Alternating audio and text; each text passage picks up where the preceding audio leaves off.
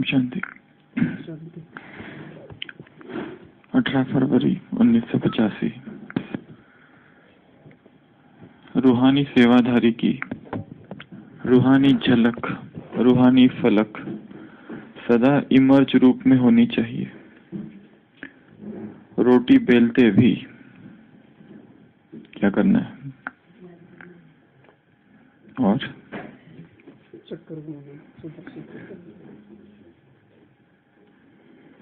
किसको बेलना है रोटी बेलते हुए?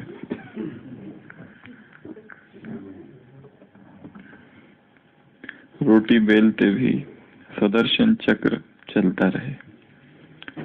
लौकिक निमित्त स्थूल कार्य, लेकिन स्थूल सूक्ष्म दोनों साथ साथ। हाथ से स्थूल काम करो और बुद्धि से मनसा सेवा करो तो डबल हो जाएगा।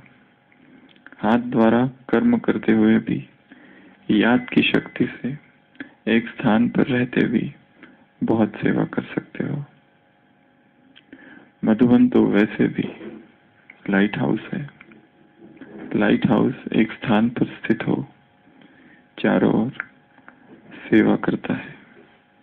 ऐसे सेवाधारी अपनी और दूसरों की बहुत श्रेष्ठ प्रालब्ध बना सकते हैं। 18 फरवरी 1985। अव्यक्त मुरली बाबा कह रहे हैं, रूहानी सेवाधारी की रूहानी झलक, रूहानी फलक सदा इमर्ज रूप में होनी चाहिए। रोटी बेलते भी स्वदर्शन चक्र चलता रहे। लौकिक निमित्त स्थूल कार्य, लेकिन स्थूल सूक्ष्म दोनों साथ साथ। हाथ से स्थूल काम करो और बुद्धि से मनसा सेवा करो तो डबल हो जाएगा। हाथ द्वारा कर्म करते हुए भी याद की शक्ति से एक स्थान पर रहते भी बहुत सेवा कर सकते हो। मधुबन तो वैसे भी लाइट हाउस है। लाइट हाउस एक स्थान पर स्थित हो, चारों ओर सेवा करता है। ऐसे सेवाधारी अपनी और दूसरों की बहुत श्रेष्ठ प्रालब्ध बना सकते हैं। तो बाबा कह रहे हैं, स्थूल कर्म करते हुए भी कौन सा कर्म करो, कौन सी सेवा करो? सूक्ष्म सेवा करो तो डबल हो जाएगा। एक स्थान पर रहते भी बहुत सेवा कर सकते हो। तो उदाहरण दिया, रोटी बेलते भी क्या करो? स्वदर्शन चक्र चलता रहे। कोई भी स्थूल कार्य कर रहे, परंतु क्या होता रहे? स्वदर्शन चक्र चलता रहे। एक है स्वदर्शन, एक है परदर्शन। स्वदर्शन चक्र अर्थात स्वयं की स्मृति। स्व और दर्शन, दर्शन किसका किया जाता है? दर्शन किसका किया जाता है भक्ति में? जो महान आत्माएं, जो श्रेष्ठ आत्माएं हैं, जो दिव्य आत्माएं, पवित्र आत्माएं हैं, जो हमसे बड़े हैं गुणों में, उनका दर्शन किया जाता है। देवताओं का दर्शन किया जाता है, इष्ट का दर्शन किया जाता है, भगवान का दर्शन किया जाता है।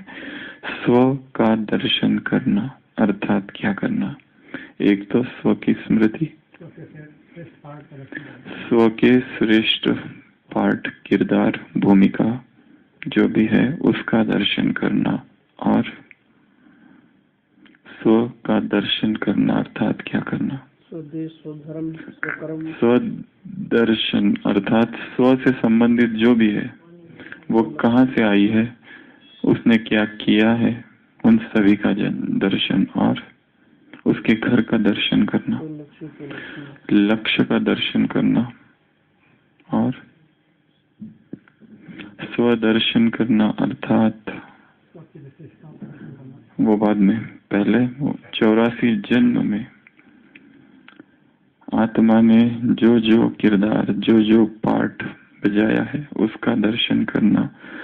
स्व के ही संपूर्ण स्वरूपों का दर्शन, जिसमें 5 स्वरूप आएंगे। अपने परम धाम की स्थिति का दर्शन, अपने देवता स्वरूप का दर्शन, अपने पूज्य स्वरूप का दर्शन, अपने ब्राह्मण जन्म के श्रेष्ठ जीवन का दर्शन, अपने लक्ष्य फरिश्ते स्वरूप का दर्शन। तो स्वदर्शन अर्थात 5 स्वरूपों का दर्शन, और स्वदर्शन अर्थात 84 जन्मों का दर्शन, स्वदर्शन अर्थात स्व के घर का दर्शन, और स्वदर्शन अर्थात अपने, हाँ अभी ये सारी दूसरी बातें हैं, अपने सर्व गुणों का दर्शन, अपनी सर्व विशेषताओं का दर्शन, अपनी महानताओं का दर्शन अर्थात स्वमान में स्थित होना।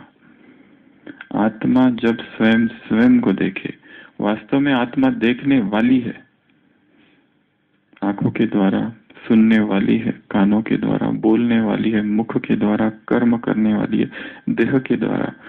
अब हम कह रहे हैं स्वयं स्वयं को देखे। वो आत्मा दृष्टा है, परंतु दृष्टा और दृश्य अलग है। दृष्टा ही दृष्टा को कैसे देखे, वो तो देखने वाली है। बाबा कह रहे स्वयं स्वयं को देखो, स्वयं स्वयं का दर्शन करो। और क्या कहेंगे? स्वदर्शन अर्थात सुदर्शन। शास्त्रों में सुदर्शन चक्र है, किसके पास है वो? श्री कृष्ण के पास। श्री कृष्ण को भगवान का संपूर्ण अवतार माना गया है। 16 कला संपूर्ण अवतार। राम संपूर्ण अवतार नहीं है, पूर्ण अवतार केवल श्री कृष्ण है सभी अवतारों में।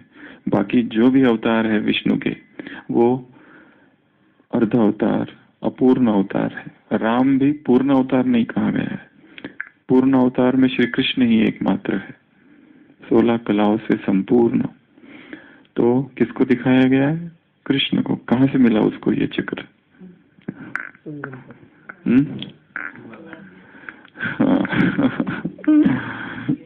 वैसे तो दिखाया परशुराम ने दिया था सांदीपानी के आश्रम में, परंतु बहुत सारे शास्त्रों में कुछ और कहानी लिखी है कि कृष्ण ने भी शिव की साधना की थी और भगवान शिव ने कृष्ण को फिर वो सुदर्शन चक्र दिया। ये ऐसा एक अचूक शस्त्र है, ऐसा एक अमोघ शस्त्र है कि एक बार गया कि अपना काम करके ही वापस आता है।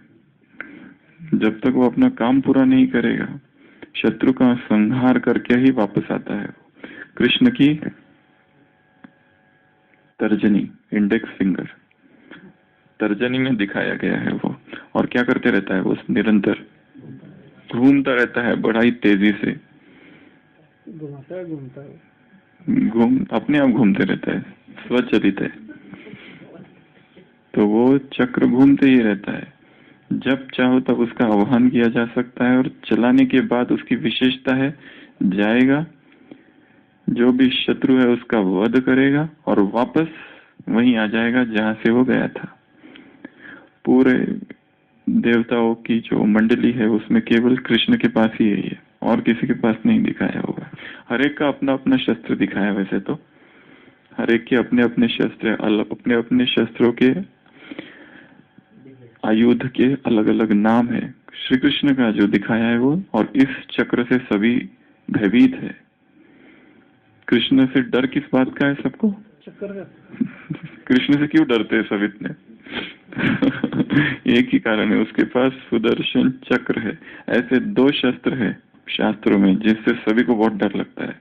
एक तो है सुदर्शन और दूसरा ब्रह्मास्त्र। ब्रह्मास्त्र अधिक विनाशकारी है, बहुत ज्यादा विनाश करने वाला जो है वो ब्रह्मास्त्र है। तो शास्त्र में गायन है ब्रह्मास्त्र का और सुदर्शन चक्र का। परशुराम जब पहुंचते हैं सांदीपानी के आश्रम में, बहुत सुंदर वार्तालाप दोनों के बीच में है। कृष्ण को क्या कहते हैं कि कृष्ण उन्हें नमन करता है और कहता है कि आपका स्वागत है इस आश्रम में। तो परशुराम कहते हैं यहाँ मैं नहीं आया हूँ, तुमने ही मुझे बुलाया है। और उसको कहते हैं कि लीलाएं बहुत कर ली, माखन बहुत खा लिया, राज बहुत कर ली, अब वो करो जो करने को आए हो। संभालो अपना सुदर्शन चक्र और जाओ उस जरासंध का विनाश करो। शिशुपाल बाद में। तो लीलाएं बहुत कर ली, माखन बहुत खा लिया, राज बहुत कर ली, अब वो करो जो करने आए हो।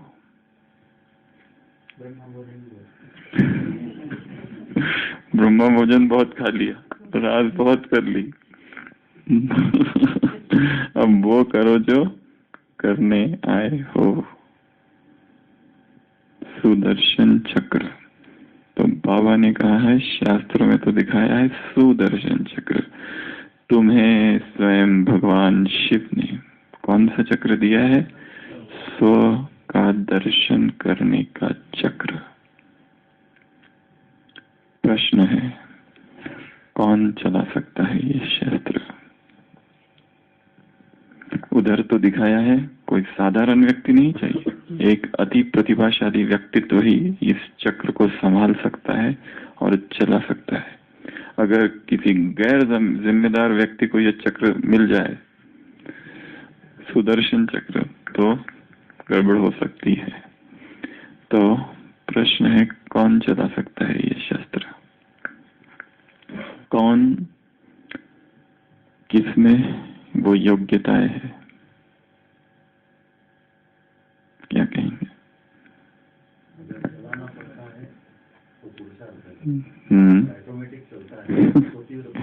तो तीव्र पुरुषार्थ है। अच्छा, या फिर ऐसा कहे, वो कौन सी बातें होनी चाहिए तभी ये चक्र चलेगा? ऐसी वो कौन सी चीजें, बातें, आवश्यकता तो नहीं कहेंगे, ऐसी कौन सी बातें हो व्यक्ति में तभी ये चक्र चलेगा? उसके नियम मालूम होने चाहिए, उसके नियम पता होने चाहिए, उसका महत्व पता होना चाहिए, उसके फायदे पता होने चाहिए, और सबसे पहला है नॉलेज, ज्ञान। ऐसी 5 बातें हैं जो जब तक उस व्यक्ति में नहीं, तब तक ये चक्र नहीं चल सकता। तो सबसे फर्स्ट है नॉलेज। नॉलेज किसका? स्व का, आत्मा का, आत्मा के स्वरूप का, आत्मा के घर का, आत्मा के 84 जन्म का, आत्मा के 5 स्वरूपों का, आत्मा से संबंधित, क्योंकि नाम ही है स्व का दर्शन। तो सबसे फर्स्ट चीज है, वही व्यक्ति इस चक्र को चला सकता है जिसके पास ज्ञान हो। दूसरा शक्ति। ओके, अपनी पोजीशन में है और जिनमें धारणाएं हो। कौन सी चीजें चाहिए तब ये चक्र चलेगा? निश्चय, और जिस पर चलाना है वो भी चाहिए सामने, जिस पर चलाना है वो भी चाहिए सामने।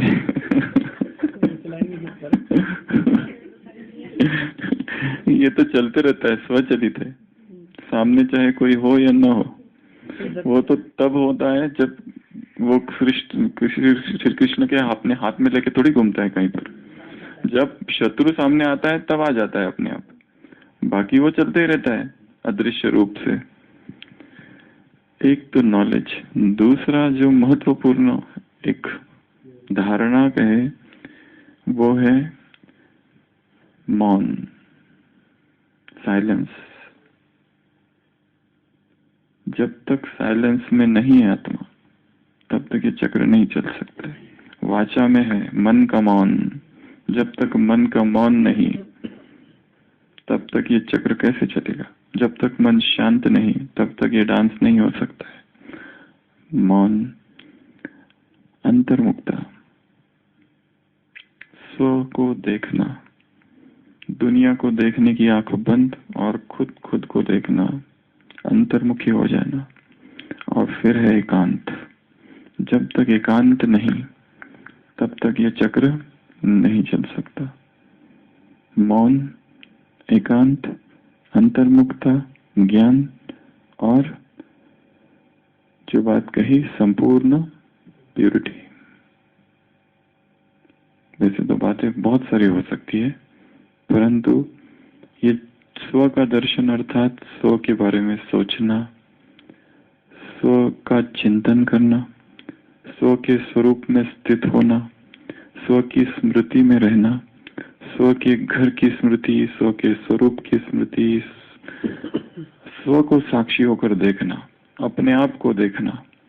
मैं आत्मा कैसे कितने सारे जन्म ली हूँ, कभी पुरुष के शरीर में, कभी स्त्री के शरीर में, कभी पुरुष कभी स्त्री, कभी पुरुष कभी स्त्री, अलग अलग अपने ही शरीरों को देखना, अलग अलग भिन्न भिन्न, अपने आप को जन्म लेते देखना। तो जब तक वो अंतर्मुक्ता की गुफा में प्रवेश नहीं करती तब तक ये हो ही नहीं सकता है। जब तक वो प्यूरिटी की धारणा नहीं तब तक ये नहीं हो सकता है। तो स्वदर्शन चक्र घुमाना है। कब घुमाना है? बाबा कह रहे हैं रोटी बेलते भी स्वदर्शन चक्र चलता रहे। हर स्थूल कर्म करते हुए ये सूक्ष्म पुरुषार्थ है कि हम स्वस्वरूप में निरंतर स्थित रहे या फिर बीच बीच में बार बार स्थित होने का अभ्यास करें। तो ये तो हुआ किन चीजों की आवश्यकता है। दूसरा प्रश्न है किसका गला काटना है या कटता है इससे, या कौन घायल होता है इस स्वदर्शन चक्र से? माया, विकार, पुराने संस्कार, अशुभ और व्यर्थ, निगेटिव, देह अभिमान, देह अहंकार, देह भान, स्वयं की बुराइयां, दुष्ट पाप वृत्ति, और जो चक्र की चपेट में जो भी कु है, जो भी बुरा है, वो सब कुछ इससे नष्ट होता है। शिशुपाल जो हमें बार बार गाली देता है, परंतु वो व्यक्ति नष्ट होने से ज्यादा उसकी जो बुराइयां है, जे खड़ांची व्यंकटेश आंडो तया सत्कर्मी रति वाड़ो, सत्कर्म में उनका प्रेम बढ़ जाए, उनका नाश नहीं। इसके लिए महाराष्ट्र में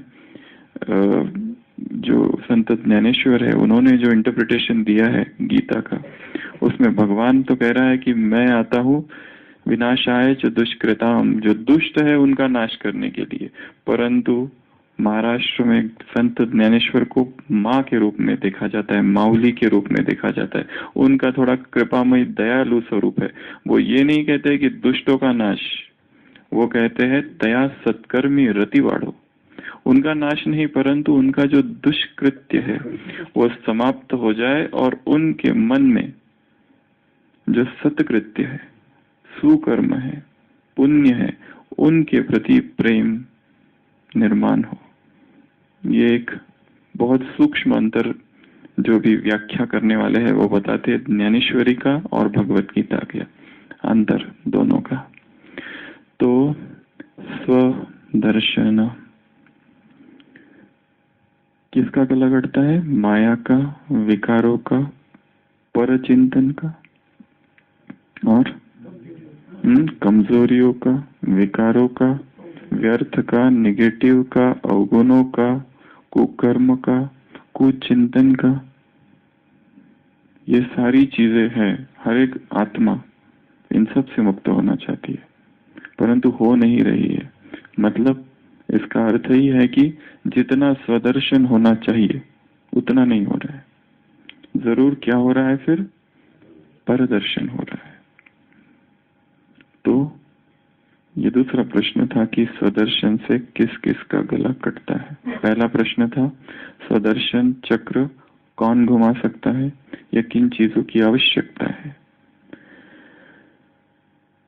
और एक प्रश्न है स्वदर्शन चक्र जो है वो निरंतर घूमते रहे हमारे मन अंदर, उसके लिए क्या किया जाए? क्या ऐसा हम करें कि निरंतर ये चक्र अंदर ही अंदर घूमता रहे, स्वमान का अभ्यास करते रहे।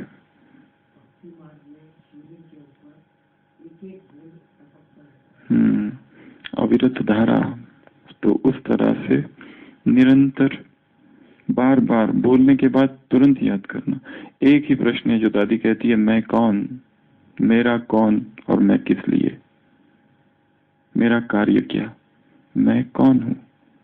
सारा धर्म जो है, धर्म की दूरी, धर्म का केंद्र यही है, मैं कौन। तो बार बार स्वयं को पूछते रहना और तुरंत उत्तर पर नहीं आना।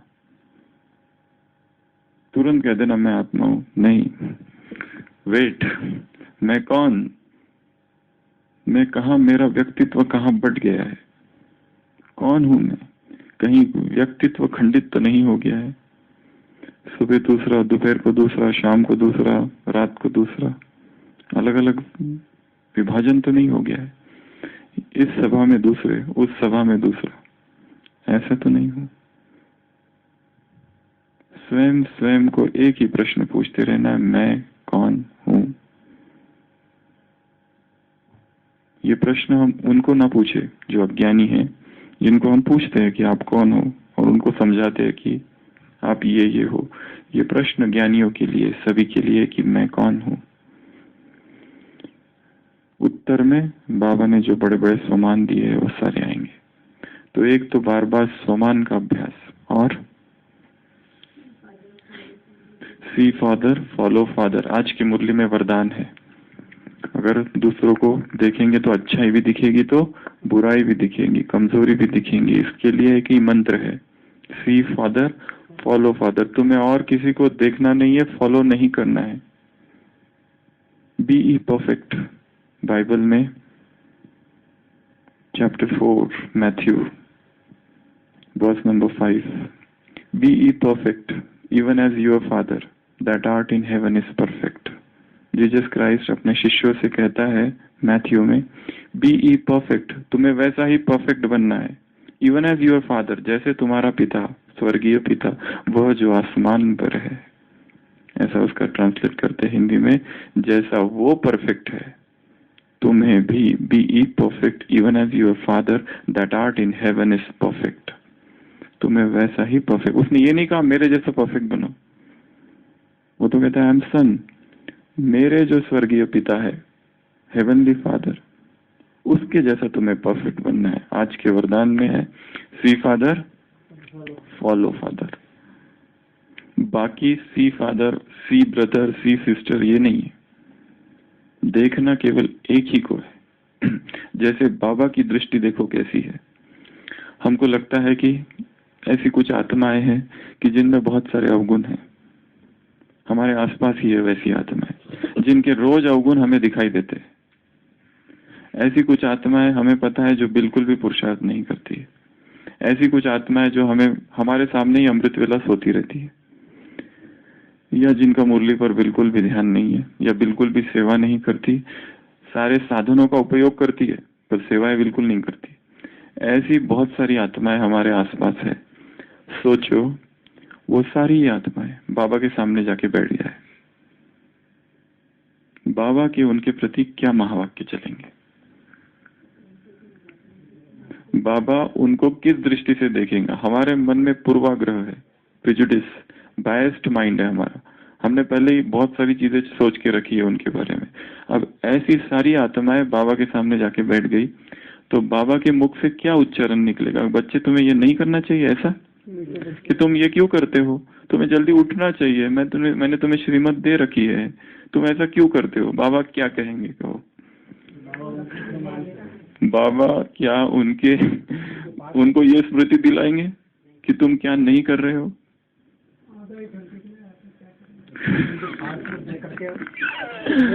करने के बावजूद तुम टिके हुए। बाबा किसी के भी अवगुणों को चित्त पर रखता ही नहीं है, किसी के भी अवगुणों को। पर हमारे मन में क्या हुआ है, क्योंकि बार बार सभी के बीच में रहकर हमारे मन में एक विरोध भाव है, एक क्रिटिसिज्म का भाव है, एक अपोजिशन का भाव है। ये अच्छे नहीं है, ये लोग अच्छे नहीं है, ये भाव है। ये जो ब्राह्मण है ठीक ब्राह्मण नहीं है, ये विस्मृति में भूले हुए है, ये भाव हमारे मन में है। वो जो है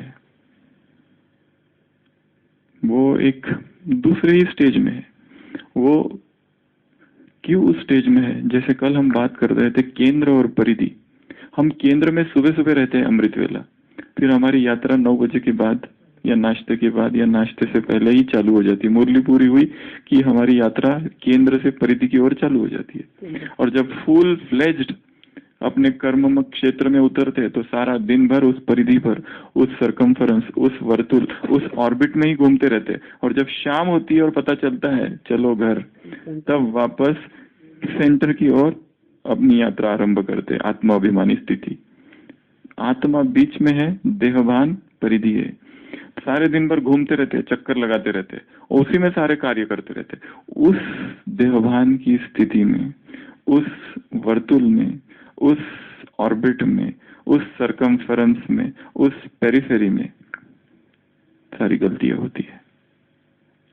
हम आत्माभिमानी स्थिति में रहेंगे तो उतने दूसरों के अवगुण हमें दिखाई नहीं देंगे, क्योंकि हम केंद्र को छोड़ते हैं और उसमें घूमते हैं। इसके लिए सब कुछ होते रहता है। बाबा जो है वो निरंतर केंद्र में है, वो जाता ही नहीं है इधर उधर। जाएगा तो खतरा होगा। इसलिए परफेक्शन, वो अपनी कंप्लीटनेस में है। इंग्लिश में एक शब्द है प्लेनिट्यूड, PLENITUD। प्लेंटी शब्द होता है अर्थात भरपूर, बहुत ज्यादा। उसी तरह शब्द है प्लेनिट्यूड। प्लेनिट्यूड अर्थात फुलनेस, कंप्लीटनेस, संपूर्णता। इतनी संपूर्णता की उस संपूर्णता से संपूर्णता निकाल लो तो भी जो बचता है, ओम पूर्णमिदम पूर्णमिदम पूर्णात् पूर्णमुदच्यते पूर्णस्य पूर्णमादाय पूर्णमेवावशिष्यते। ईशोपनिषद, सभी उपनिषद में सबसे मुख्य उपनिषद है ईशोपनिषद। ईशोपनिषद का सबसे पहला महावाक्य ओम पूर्णमदम पूर्णमिदम पूर्णात् पूर्णमुदच्यते पूर्णस्य पूर्णमादाय पूर्णमेवावशिष्यते। वो परमात्मा संपूर्ण है। उस संपूर्ण से यदि संपूर्ण निकाल लिया जाए तो जो बचता है वो भी संपूर्ण है। प्लेनिट्यूड, उसकी संपूर्णता कभी खत्म ही नहीं होती। संपूर्ण ही है वो, और था, है और रहेगा। तो be perfect, be perfect even as your father that art in heaven is perfect. जैसे मैं संपूर्ण हूं वैसे तुम भी बनो। ये तो अव्यक्त महावाक्य ही बाबा के। जैसे मैं परफेक्ट हूं वैसे तुम भी परफेक्ट बनो। तो उस स्टेज में रहना। तो फिर परदर्शन, परचिंतन, आज का स्लोगन भी वही है ना, परचिंतन के प्रभाव में न रहे, शुभ चिंतन में रहना है तो शुभ चिंतक मणि बनेंगे। इसका अर्थ परचिंतन का प्रभाव है, परदर्शन का प्रभाव है। जैसे कहा था ना परसों कि आइस से एनर्जी जाती है। इस एनर्जी को अगर रोक दिया जाए तो उसके बाजू में जो दूसरी आंख बैठी है वहां जाएगी और वो खुलेगी थोड़ी। इसके लिए दूसरों के अवगुणों को देखना, पापाची वासना नको दाऊ दौड़ा त्याहुना आंधळाच परामी। मराठी में एक कहावत है, संत कहता है कि अपवित्र वचन नको माझ्या मुखे मुखे त्याहुना मुकास बरामी। अपवित्र वचन बोलने से तो मैं मूक रहूं वही अच्छा है। पापाची वासना नको दाऊ दौड़ा त्याहुना आंधळाच बरामी, उससे तो अंधा ही ठीक हूं।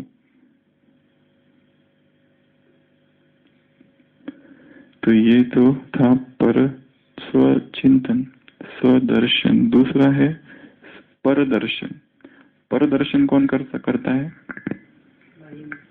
जो बाह्य मुखी है वो, जो मौन में नहीं है वो, जो एकांत में नहीं है वो, जिसमें कहीं ना कहीं अपवित्रता है और जो अज्ञान में है।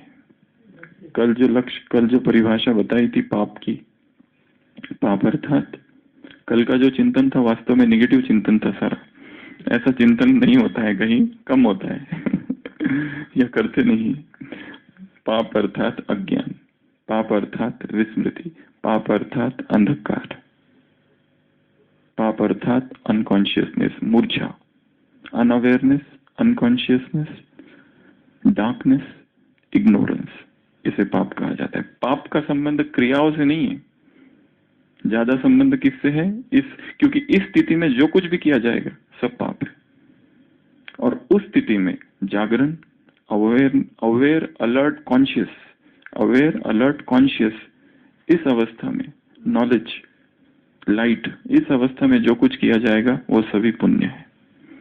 तो परदर्शन के लिए ये सब चीजों की आवश्यकता है। जैसे स्वदर्शन के लिए उन 4-5 चीजों की आवश्यकता है, उसके विरोध में परदर्शन के लिए इन चीजों की आवश्यकता है।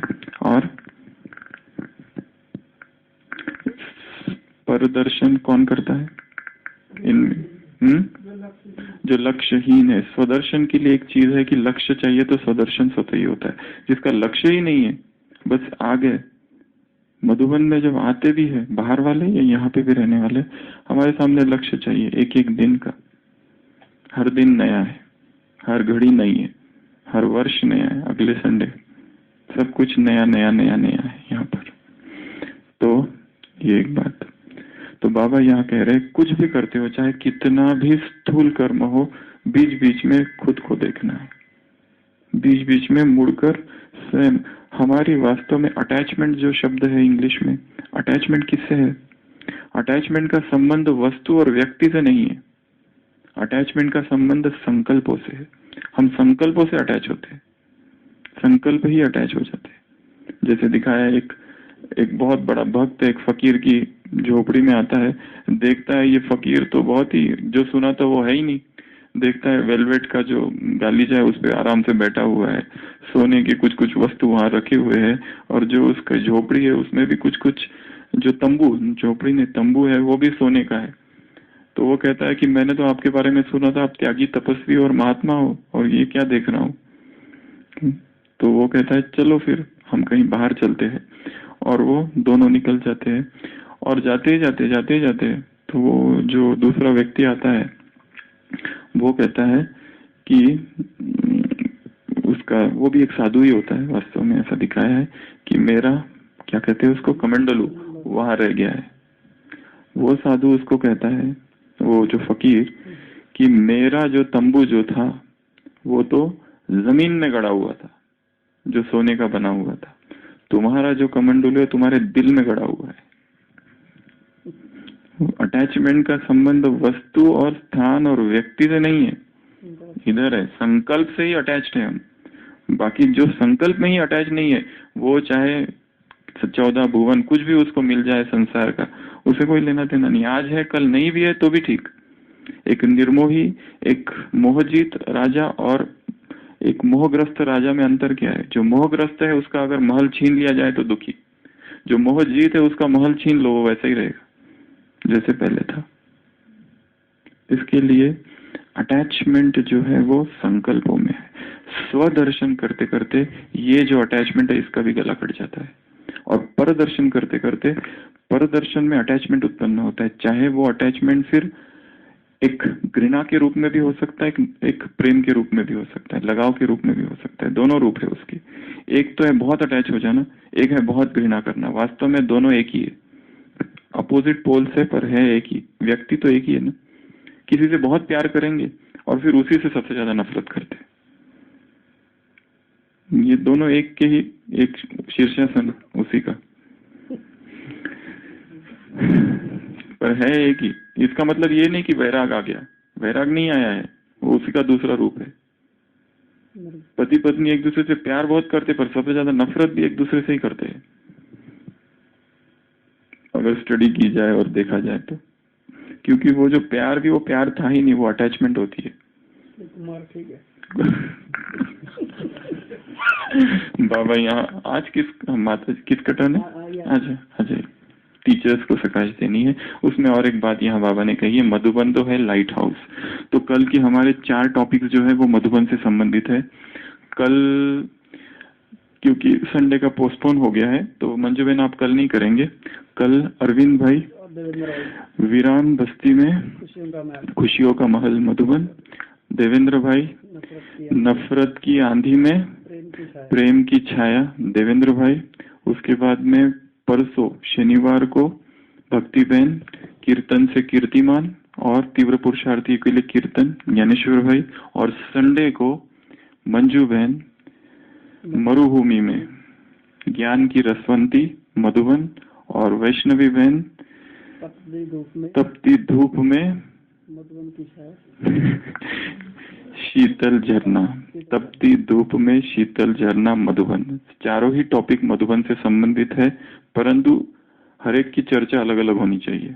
इसके लिए आपस में चर्चा नहीं करनी एक दूसरे से, हर एक अपना अपना इंडिविजुअल सेपरेट चिंतन करे, सार गर्भित चिंतन होना चाहिए। एब्सोल्युटली 20 मिनट का बराबर चिंतन।